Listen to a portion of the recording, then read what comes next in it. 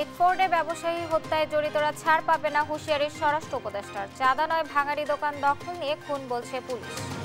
DB টিমগুলি বিভিন্ন জায়গায় কর্মরত আছে এবং অন্যান্য যারা আছে সবাই যেন আইনের আওতায় নিয়ে আসা হয়। মামলা তাদের রাজনৈতিক পরিচয়টা আমাদের কাছে কোনো মুখ্য পরিচয় নয়।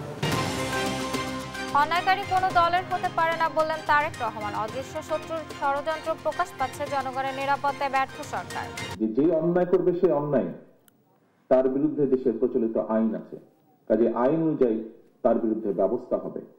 অন্যায়কারী কখনো কারোর কোনো দলের লোক হতে পারে না। চাঁদাবাজদের রুখতে না পারলে সরকারকে ক্ষমতা ছাড়ার আহ্বান জামায়াতের। সংস্কারবিহীন নির্বাচন চাওয়া দল দেশকে অস্থিতিশীল করছে। বিচার সংস্কারের জনদাবির বিপক্ষে দাঁড়িয়ে যাচ্ছে একটি পক্ষ। সাতক্ষীরায় নাহিদ ইসলাম বিভাজন দূর করে দেশ পুনর্গঠনের আহ্বান। ঢাকার যাত্রাবাড়িতে একটি পরিবহনের একাধিক বাস ভাঙচুর ও শ্রমিকদের উপর হামলা। অভিযোগের তীর সাবেক যুবদল নেতার বিরুদ্ধে। মানিকগঞ্জ সঞ্চয় ও আমানত সংগ্রহের নামে প্রায় ৩.৫ কোটি টাকা আত্মসাৎ করেছে প্রতারক চক্র। সংস্থাটির চেয়ারম্যান আটক। এবং সিন্ধু উপত্যকার চন্দ্রভাগা নদীর উপর বাঁধ দিতে যাচ্ছে ভারত। ঋণ সংগ্রহের চেষ্টা, প্রকল্প বাস্তবায়ন হলে পানি সংকটে পড়বে পাকিস্তান। দেখছিলেন সংবাদ শিরোনাম। সংবাদ সকালে সাথে আছি আমি আফ্রোদিতি মোশাররফ পার্বণ। এবার বিস্তারিত। পুরান ঢাকার মিটফোর্ড এলাকায় ভাঙাড়ি দোকানের নিয়ন্ত্রণ এবং আর্থিক লেনদেন নিয়ে বিরোধের জেরে লালচাঁদ সোহাগকে হত্যা করা হয়েছে বলে মনে করেছে পুলিশ। ঘটনার পর এখনো পর্যন্ত র্যাবের হাতে 2 জন এবং পুলিশের হাতে 3 জন সহ মোট 5 জনকে গ্রেফতার করা হয়েছে বলে জানিয়েছেন ঢাকা মেট্রোপলিটন পুলিশের লালবাগ বিভাগের উপপুলিশ কমিশনার মোহাম্মদ জসিমউদ্দিন। এর মধ্যে গ্রেফতার টিটন গাজীর 5 দিনের রিমান্ড মঞ্জুর করেছে আদালত। ইউসুফ ভুইয়াকে সঙ্গে নিয়ে আরো জানাচ্ছেন মাহবুব তামিম। গেল 9 জুলাই সন্ধ্যা 6টার দিকে মিটফোর্ড হাসপাতালের 3 নম্বর গেট সংলগ্ন রজনী ঘোষ লেনে ব্যবসায়ী লালচাঁদ সোহাগকে কুপিয়ে এবং মাথায় বড় পাথর দিয়ে আঘাত করে হত্যা করা হয়। এই বর্বরচিত হত্যাকাণ্ডের তদন্তের অগ্রগতি নিয়ে জানাতে শনিবার প্রেস ব্রিফিং করে ঢাকা মেট্রোপলিটন পুলিশ ডিএমপি। মামলার যে সার্বিক অগ্রগতি সংক্রান্ত ব্রিফিংয়ে ঢাকা মেট্রোপলিটন পুলিশের লালবাগ বিভাগের উপপুলিশ কমিশনার মোহাম্মদ জসিমউদ্দিন জানান, ব্যবসার দোকানের মালিকানা ও লেনদেন নিয়ে সৃষ্ট দ্বন্দ্বেই এই হত্যাকাণ্ড ঘটেছে। হত্যাকাণ্ডের শিকার হয়েছেন এবং যাদেরকে ধারণা করা হচ্ছে হত্যাকাণ্ডের সাথে জড়িত তারা পরস্পর সম্পর্কিত এবং ব্যবসাটা তারা একসাথে কিছুদিন করেছে। কিন্তু যখন ব্যবসায়িক লেনদেন নিয়ে একটা দ্বন্দ্ব তৈরি হয় তখনই তারা এই ব্যবসাটাকে আবার নিজেদের মতো করে করার জন্য তার সাথে বিবাদে লিপ্ত হয়, যার বিবাদের ফলশ্রুতিতে এই হত্যাকাণ্ডটি সংঘটিত হয়েছে। আসামিদের রাজনৈতিক পরিচয় এখনও নিশ্চিত হয়নি জানিয়ে তিনি বলেন, রাজনৈতিক বিবেচনা থেকে এই মামলার তদন্ত হচ্ছে না, অপরাধী মুখ্য, কারো রাজনৈতিক পরিচয় বিবেচ্য নয় বলেও মন্তব্য করেন তিনি। আমরা এখন পর্যন্ত কোনো নির্ভরযোগ্য তথ্য থেকে সোর্স থেকে তাদের রাজনৈতিক পরিচয়ের বিষয়টি আমরা নিশ্চিত হতে পারিনি। একটা অপরাধ সংঘটিত হয়েছে এবং এটা কারা করেছে, যারা অপরাধী, এই বিবেচনা থেকে আমরা আসলে পুলিশ মামলা তদন্ত করি। মামলা তাদের রাজনৈতিক পরিচয়টা আমাদের কাছে কোনো মুখ্য পরিচয় নয়। এ যাবৎ তদন্তে চাঁদাবাজির কোনো সুনির্দিষ্ট প্রমাণ পাওয়া যায়নি বলেও জানানো হয় পুলিশের পক্ষ থেকে। এ ঘটনায় সম্পৃক্ত অন্য আসামিদের গ্রেপ্তারে অভিযান অব্যাহত রয়েছে বলেও জানানো হয়। মাহবুব তামিম, দেশ টিভি, ঢাকা। রাজধানীর পুরান ঢাকার মিটফোর্ড সামনে প্রকাশ্যে ভাঙাড়ি ব্যবসায়ী লালচাঁদ ওরফে সোহাগ হত্যার ঘটনায় কাউকেই ছাড় দেওয়া হবে না বলে জানিয়েছেন স্বরাষ্ট্র উপদেষ্টা জাহাঙ্গীর আলম চৌধুরী। এরই মধ্যে গ্রেফতার হয়েছে 5 জন। এ ধরনের ঘটনা এড়াতে রাজনৈতিক দলগুলোর নেতা কর্মীদের সহিষ্ণু আচরণ করতে বলেন পুলিশ মহাপরিদর্শক। আর অভিযান চলমান বলে জানান র্যাবের মহাপরিচালক। শাহাদাত নিশাদের রিপোর্ট।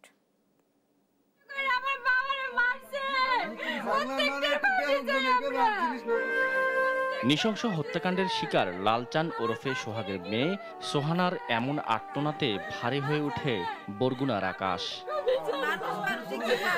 ব্যবসায়ী সোহাগের এমন নৃশংস হত্যাকাণ্ড এখন টক অব দ্য কান্ট্রি।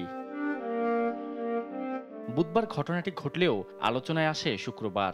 আলোচনার সঙ্গে সঙ্গে ঢাকা মহানগর পুলিশের হাতে গ্রেফতার হয় ৩ আর র্যাবের হাতে গ্রেফতার হয় ২ জন। সকালে র্যাবের সার্বিক কার্যক্রম নিয়ে ব্রিফিং করেন র্যাবের মহাপরিচালক। এ সময় সোহাগ হত্যাকাণ্ডে অপরাধী যে দলেরই হোক কাউকে ছাড় না দেওয়ার কঠোর বার্তা দেন তিনি। যে অপরাধী সে কোন দলের কোন বাপের নেতা সেটা আমাদের কাছে কোনোভাবেই বিবেচ্য নয়। এদিকে ঘটনার প্রাথমিক কারণ ব্যবসায়িক দ্বন্দ্ব হলেও অপরাধের সঙ্গে জড়িত থাকা বাকি আসামিদেরও গ্রেফতারের প্রক্রিয়া চলছে বলে জানান ডিএমপির অতিরিক্ত কমিশনার মোহাম্মদ নজরুল ইসলাম। লেনদেন নিয়ে একটা দ্বন্দ্ব তৈরি হয়, তখনই তারা এই ব্যবসাটাকে আবার নিজেদের মতো করে করার জন্য তার সাথে বিবাদে লিপ্ত হয়, যার বিবাদের ফলশ্রুতিতে এই হত্যাকাণ্ডটি সংঘটিত হয়েছে। সকালে ঢাকা জেলা পুলিশ লাইন ও রিজার্ভ ফোর্স কার্যালয় পরিদর্শন করেন স্বরাষ্ট্র উপদেষ্টা জাহাঙ্গীর আলম চৌধুরী। সোহাগ হত্যায় জড়িত প্রত্যেককেই আইনের আওতায় আনার কথা জানান তিনি। একই সাথে আইন শৃঙ্খলা রক্ষায় ধীরগতি থাকলেও যে কোনো ঘটনায় তাৎক্ষণিক ব্যবস্থা নেওয়ার কথাও জানান তিনি। একটা সভ্য দেশে ঘটে এটা কোনো সময় আশা করা যায় না। তো এটার জন্য যারা দায়ী এদের কিন্তু আমরা আইনের আওতায় অলরেডি 5 জন, গত রাত্রেও একজন ধরা হয়েছে, এর আগেও 2 জনকে হাতিয়ার সহ র্যাব ধরছে, 2 জনকে মেট্রোপলিটন পুলিশ ধরছে, আরও একজনকে রাত্রে মেট্রোপলিটন পুলিশ ধরছে, এবং ডিবি টিমগুলি বিভিন্ন জায়গায় কর্মরত আছে এবং অন্যান্য যারা আছে সবাই যেন আইনের আওতায় নিয়ে আসা হয়। একই অনুষ্ঠান শেষে পুলিশ প্রধান জানান ঢাকা সহ সারা দেশে আধিপত্য বিস্তারকারী ও চাঁদাবাজদের তালিকা করা হচ্ছে। পুলিশের মনোবল এখনো পুরোপুরি ফিরে আসেনি বলে স্বীকার করেন তিনি। তালিকা করে চিহ্নিত যারা অপরাধী, যাদের বিরুদ্ধে মামলা আছে এবং যাদের রেপুটেশন এরকম খারাপ, তাদেরকে আমরা একটা হচ্ছে প্রিভেন্টিভ ডিটেনশন, আর যাদের বিরুদ্ধে মামলা আছে তাদেরকে মামলায় দেওয়া, আমরা এই চেষ্টাটা করে যাচ্ছি। এদিকে ব্যবসায়ী সোহাগ হত্যা মামলায় জড়িতদের শাস্তি নিশ্চিতে দ্রুত বিচার ট্রাইব্যুনালে স্থানান্তর করা হবে বলে জানিয়েছেন আইন উপদেষ্টা আসিফ নজরুল। শাহাদাত নিশাত, দেশ টিভি, ঢাকা। মিটফোর্ডে ব্যবসায়ীকে নৃশংসভাবে হত্যার প্রতিবাদে মশাল মিছিল সহ নানা কর্মসূচি পালিত হয়েছে। শনিবার সন্ধ্যায় ঢাকা বিশ্ববিদ্যালয় ক্যাম্পাসে বৈষম্য বিরোধী ছাত্র আন্দোলনের কর্মসূচিতে সংগঠনের সভাপতি রিফাত রশিদ অভিযোগ করেন, আইন শৃঙ্খলা রক্ষায় ব্যর্থ হয়েছে স্বরাষ্ট্র উপদেষ্টা। দ্রুত বিচার ট্রাইব্যুনালের মাধ্যমে আসামিদের শাস্তি নিশ্চিতের দাবিও জানান তিনি। একই দাবিতে ছাত্রদল নেতাকর্মীরাও মিছিল করেছে। জান্নাতুল মোহনার রিপোর্ট।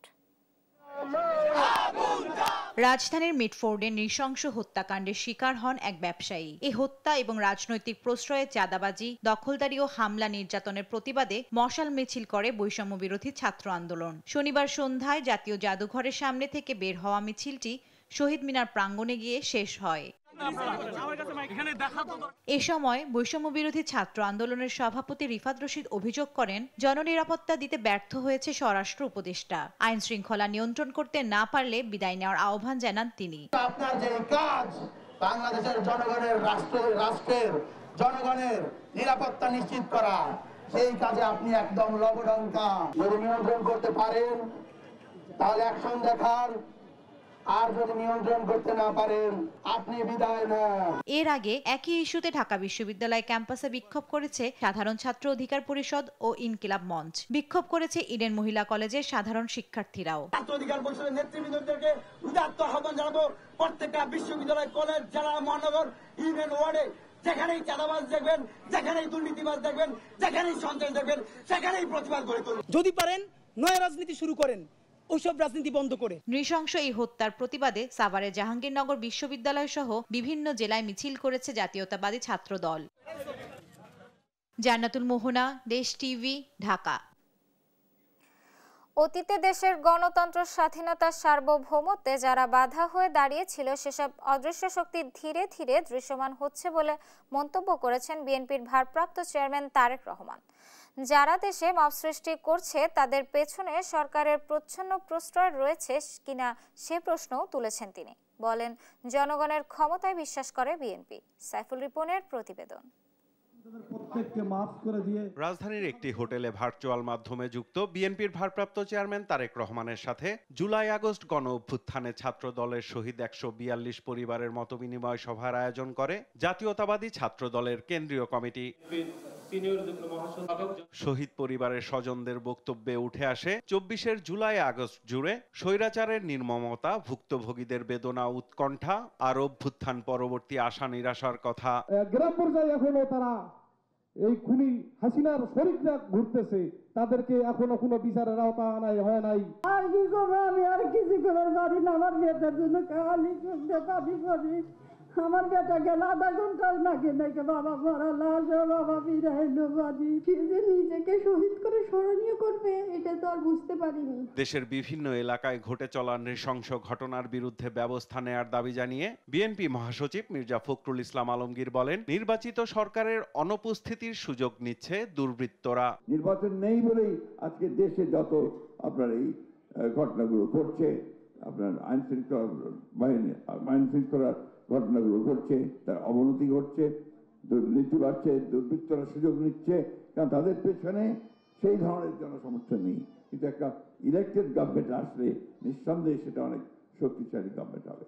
সরকার কেন অপরাধীদের প্রশ্রয় দিচ্ছে প্রশ্ন তোলেন দলের ভারপ্রাপ্ত চেয়ারম্যান তারেক রহমান।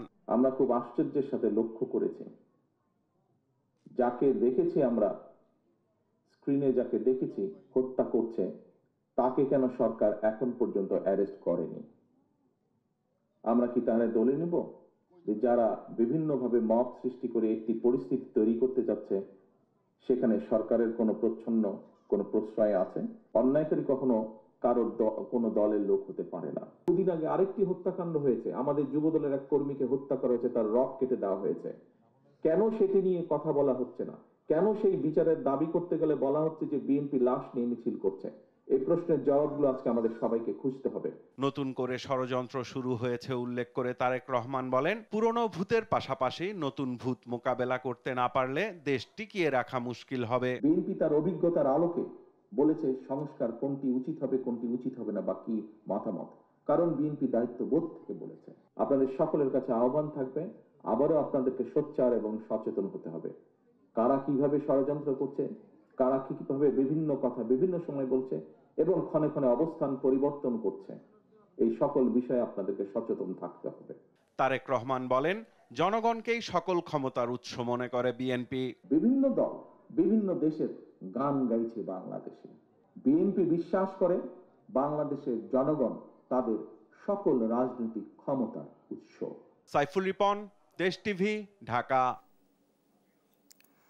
সরকার পরিকল্পিতভাবে প্রশাসনকে নিষ্ক্রিয় করে বিশৃঙ্খলা তৈরির মাধ্যমে নির্বাচন বিলম্বিত করার চেষ্টা করছে বলে অভিযোগ যুবদল সভাপতি আব্দুল মোনায়েম মুন্নার। আর বিএনপির সিনিয়র যুগ্ম মহাসচিব রুহুল কবির রিজভীর অভিযোগ, কিছু রাজনৈতিক দল উদ্দেশ্যপ্রণোদিতভাবে বিএনপির বিরুদ্ধে অপপ্রচার চালাচ্ছে। এসব ঘটনায় জড়িতদের দৃষ্টান্তমূলক শাস্তির দাবি বিএনপি নেতাদের। রিয়াজ মোর্শেদের রিপোর্ট। মিটফোর্ডে ব্যবসায়ী সোহাগের নৃশংস হত্যাকাণ্ডে সংশ্লিষ্টতার অভিযোগের তীর যখন যুবদলের দিকে, তখন নিজেদের অবস্থান ব্যাখ্যা করতে নয়াপল্টনে কেন্দ্রীয় কার্যালয়ে সংবাদ সম্মেলন করে যুবদল, স্বেচ্ছাসেবক দল ও ছাত্রদল। সংবাদ সম্মেলনে যুবদল সভাপতি আব্দুল মোনায়েম মুন্না অভিযোগ করেন, দেশকে অস্থিতিশীল করতে সরকারের ছত্রছায়ায় তৎপর একটি মহল, একটি বিশেষ গোষ্ঠী যারা নির্বাচনের মাধ্যমে গণতান্ত্রিক পদ্ধতিতে উত্তরণ চায় না, তারা এই সুযোগটি গ্রহণ করে বিএনপি এবং বিএনপির শীর্ষ নেতাদের বিরুদ্ধে সহিংসতার উস্কানি দিচ্ছে। তারা চায় দেশে আরো অরাজক পরিস্থিতির সৃষ্টি হোক। জাতীয় প্রেস ক্লাবের সামনে এক প্রতীকী অবস্থান কর্মসূচিতে অংশ নিয়ে বিএনপি নেতা জয়নুল আবদিন ফারুক অভিযোগ করেন, ডিসেম্বরের মধ্যে নির্বাচনের সব প্রস্তুতি শেষ করার কথা বলার পরই দেশে সংকট তৈরির জন্য নানা ষড়যন্ত্র শুরু হয়েছে। যখন প্রধান নির্বাচন কমিশনার ডিসেম্বরের মধ্যে নির্বাচনের প্রস্তুতি নিতে বলে দিলেন, তখনই এই হত্যাকাণ্ড, তখনই এই বিব্রত অবস্থা। বাংলাদেশে আজকে বিরাজমান সংকট তৈরি করার জন্য নানা ষড়যন্ত্র শুরু হয়েছে প্রধান উপদেষ্টা মহোদয়। এদিকে রাজধানীর উত্তরায় এক অনুষ্ঠানে দলের সিনিয়র যুগ্ম মহাসচিব রুহুল কবির রিজভী অভিযোগ করেন, বিএনপির বিরুদ্ধে অপপ্রচারে লিপ্ত কিছু রাজনৈতিক দল বিএনপির যে ইতিবাচক যে দিকগুলো, সেই দিকগুলোকে উপেক্ষা করে নিজেদের ফায়দা লুটতে চাচ্ছে, তাতে কোনো লাভ হবে না। বিএনপি সেই রাজনৈতিক দল নয়। বিএনপি হচ্ছে মানুষ যাতে শান্তিতে থাকে সেই নিশ্চয়তা দেওয়ার দল। মিটফোর্ডের হত্যাকাণ্ডে ইতিমধ্যে বিএনপির অঙ্গ ও সহযোগী সংগঠনের 5 জনকে আজীবনের জন্য বহিষ্কার করা হয়েছে। এছাড়া মূল অভিযুক্তদের শনাক্ত করে বিচারের দাবি জানায় দলটির নেতারা।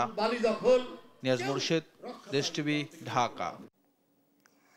ককটেল মেরে কিংবা বোমাবাজি করে জাতীয়তাবাদী দল বিএনপিকে দমন করা যাবে না বলে মন্তব্য করেছেন বিএনপির জ্যেষ্ঠ যুগ্ম মহাসচিব রুহুল কবির রিজভী। দলের নামে যারা সন্ত্রাস করবে, চাঁদাবাজি, দখলবাজি করবে, তাদের প্রতি দল একেবারে জিরো টলারেন্স নীতি গ্রহণ করে যাচ্ছে বলেও জানান তিনি।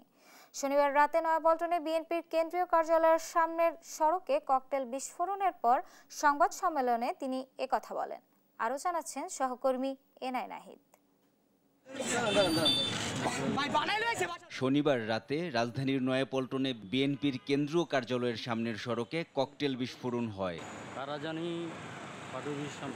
পরে এ ঘটনায় রাতে জরুরি সংবাদ সম্মেলন করেন দলটির জ্যেষ্ঠ যুগ্ম মহাসচিব রুহুল কবির রিজভী।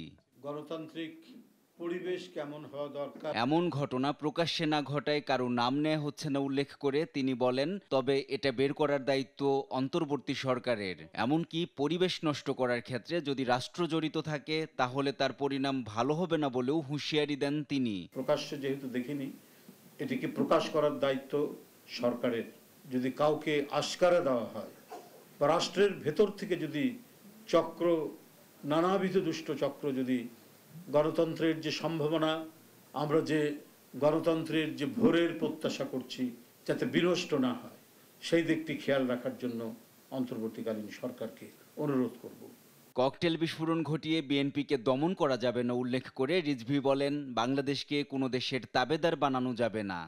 সকাল সন্ধ্যা গোয়েন্দা পুলিশ দাঁড়িয়ে থেকে এই কার্যালয়ে নেতাকর্মী ঢোকা এবং বেরোনোর পথে কতজনকে অন্যায়ভাবে, অবৈধভাবে গ্রেফতার করা হয়েছে, তারপরেও যখন দমন করা যায়নি বিএনপিকে, তো সুতরাং এই বিএনপিকে 2-3টা বোমা মেরে দমন করতে পারবেন না। পরে ককটেল বিস্ফোরণের ঘটনায় বিএনপির সিনিয়র যুগ্ম মহাসচিব রুহুল কবির রিজভী সহ অন্যান্য নেতাকর্মীরা একটি বিক্ষোভ মিছিল বের করে। এনআই নাহিদ, দেশ টিভি, ঢাকা। ঠাকুরগাঁয়ে উপজেলা বিএনপির দ্বিবার্ষিক কাউন্সিলের ফলাফল ঘোষণাকে কেন্দ্র করে দলের মহাসচিব মির্জা ফখরুল ইসলাম আলমগীরের ছোট ভাই মির্জা ফয়সাল আমিনের ওপর হামলা চালিয়েছে বিক্ষুব্ধ নেতাকর্মীরা।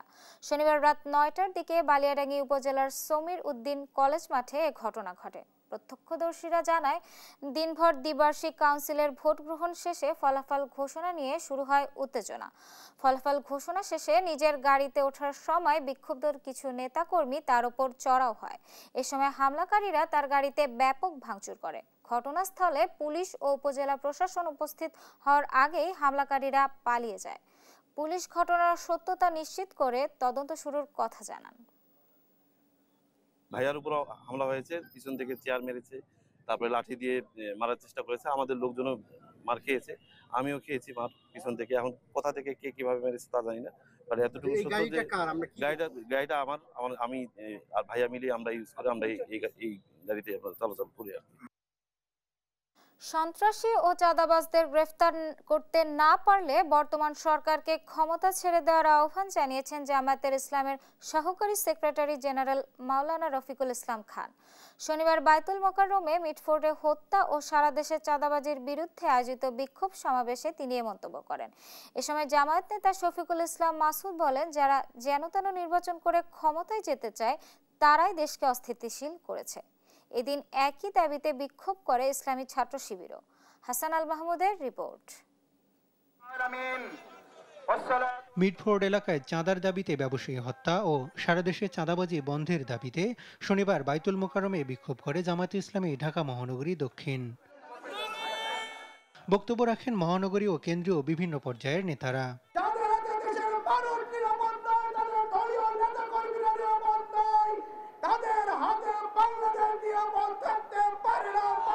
নির্দিষ্ট কোনো দলের বিরুদ্ধে নয়, বরং চাঁদাবাজি আর হত্যার বিরুদ্ধে বিক্ষোভ বলে জানান জামাত নেতা ডক্টর শফিকুল ইসলাম মাসুদ। অভিযোগ করেন, ক্ষমতায় যাওয়ার আগেই একটি দলের পতনধ্বনি শোনা যাচ্ছে। যারা যেন-তেন নির্বাচন করতে চায়, অস্থিতিশীল পরিবেশ তৈরি করার মধ্য দিয়ে তারা সেই ঠুনকো নির্বাচনের আয়োজনে সরকারকে বাধ্য করার অংশ হিসাবে এই সমস্ত ষড়যন্ত্র চালাচ্ছে। অনুষ্ঠানে প্রধান অতিথি জামাতের সহকারী সেক্রেটারি জেনারেল মাওলানা রফিকুল ইসলাম খান বলেন, চাঁদাবাজের কোনো রাজনৈতিক পরিচয় নেই, খুনিদের কোনো দলীয় পরিচয়ও নেই। এদের পরিচয় হলো চাঁদাবাজ। সুতরাং খুনি চাঁদাবাজদের বিরুদ্ধে দল মত জাতি বর্ণ ধর্ম নির্বিশেষে ঐক্যবদ্ধ প্রতিরোধ গড়ে তুলতে হবে। বিশেষ সুবিধা দিয়ে কোনো দলকে ক্ষমতায় আনার পাঁয়তারা বর্তমান সরকারের কেউ করলে তাদেরও পরিণত হবে 5 আগস্টের মতো বলে মন্তব্য করেন জামায়াতের এই নেতা। সরকারকেও বলবো, খুনি যেই হোক তাকে আপনি গ্রেফতার করেন। তিনি কোন দলের লোক, কত শক্তিশালী গ্রুপের লোক, এইটা বিবেচনা করার যদি চিন্তা করেন তাহলে ক্ষমতা ছেড়ে দেন, ক্ষমতা ছেড়ে দেন। যদি কোন বিশেষ গোষ্ঠীকে সমর্থন দিয়ে ক্ষমতায় আনার ষড়যন্ত্রে এই সরকারের যারাই জড়িত হবে, ফ্যাসিবাদের যে পরিণতি হয়েছে আপনাদেরও একই পরিণতি হবে। পরে বিক্ষোভটি পল্টন প্রেস ক্লাব মৎস্য ভবন হয়ে শাহবাগে গিয়ে শেষ হয়।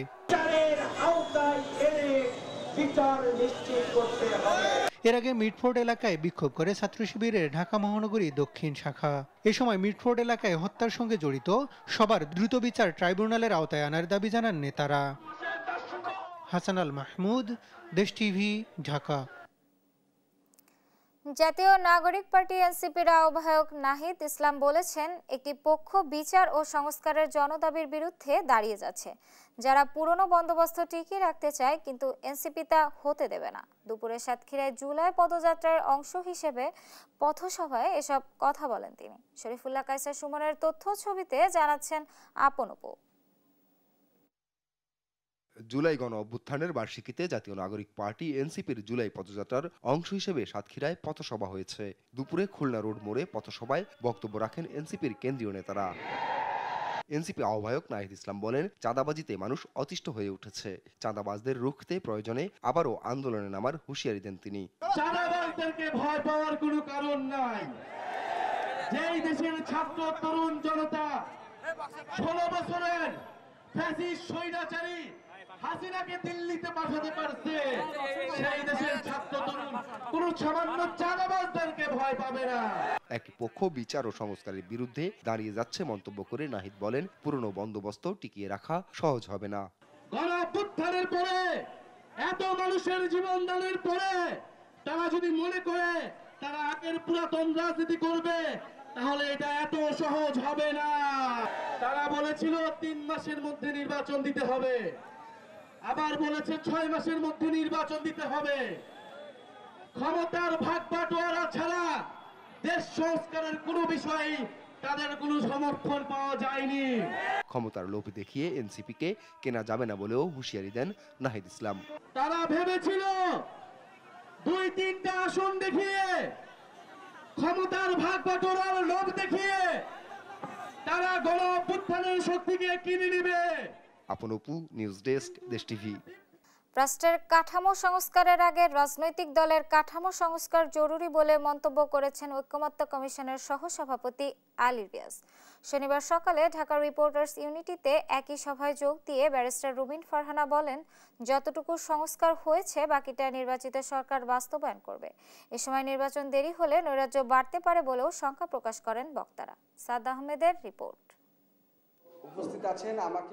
নির্বাচন, সংসদ সবই করা যাবে, তবে কাঠামো ঠিক না করে কোনো কিছুই ঠিক রাখা যাবে না বলে মন্তব্য করেছেন অধ্যাপক আলী রিয়াজ। কেবলমাত্র এইখানে এনেছেন তা না। রাষ্ট্রের কাঠামো সংস্কারের আগে রাজনৈতিক দলের কাঠামো সংস্কার জরুরি, আর 24-এর রক্তের সাথে বেইমানি মেনে নেওয়া হবে না জানিয়ে আলী রিয়াজ বলেন, 53 বছরে রাজনৈতিক দলগুলো ক্ষমতার অপব্যবহার করেছে। রাষ্ট্র কাঠামোয় গণতান্ত্রিক প্রক্রিয়া যে ধরনের প্রাতিষ্ঠানিক ব্যবস্থা তৈরি করা দরকার, সেগুলোর বিষয় নিয়ে সবাইকে ঐক্যবদ্ধ হওয়ার আহ্বান জানান তিনি। আপনি রাষ্ট্রের কাঠামোর ব্যাপারে প্রশ্ন তুলছেন, আপনি কি দলের কাঠামো নিয়ে প্রশ্ন তুলছেন?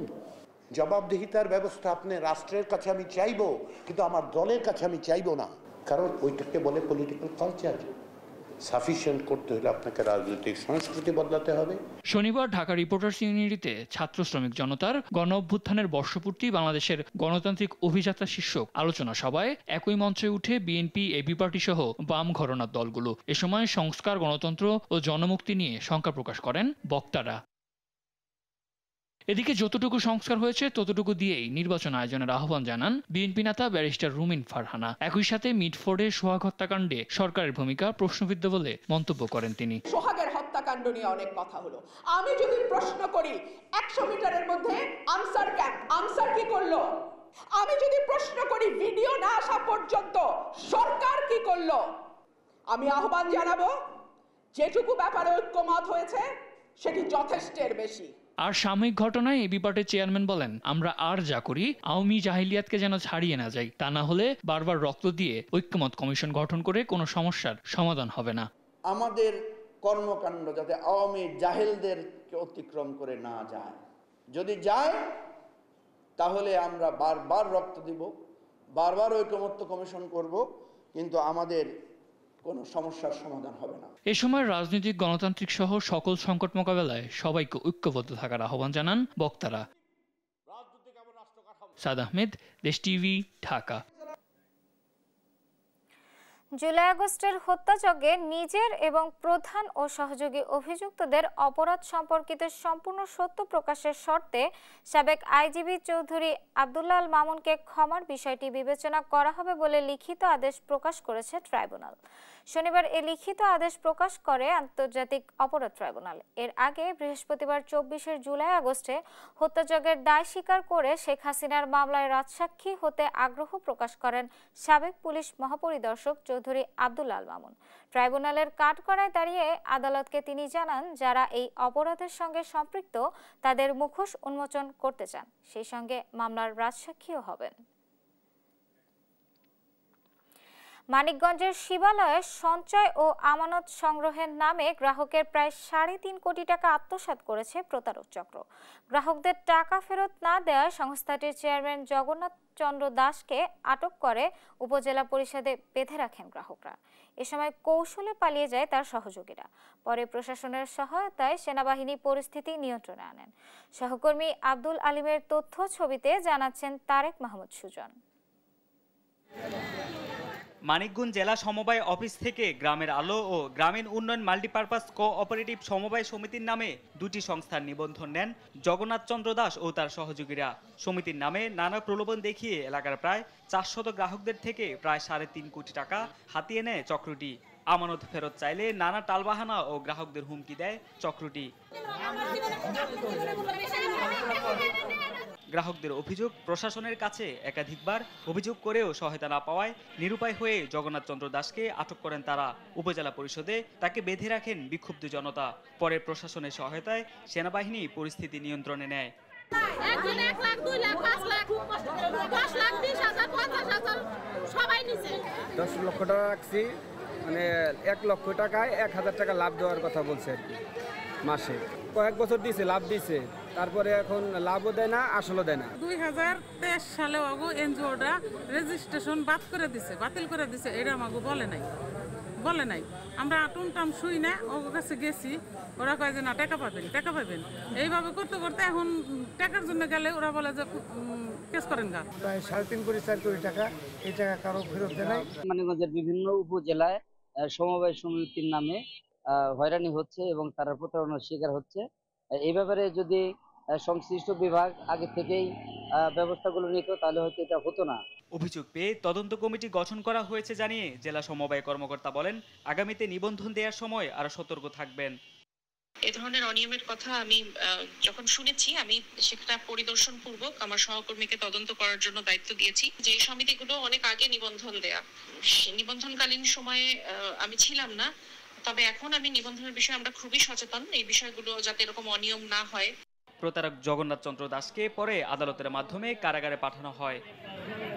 তারেক মাহমুদ সুজন, নিউজ ডেস্ক, দেশ টিভি।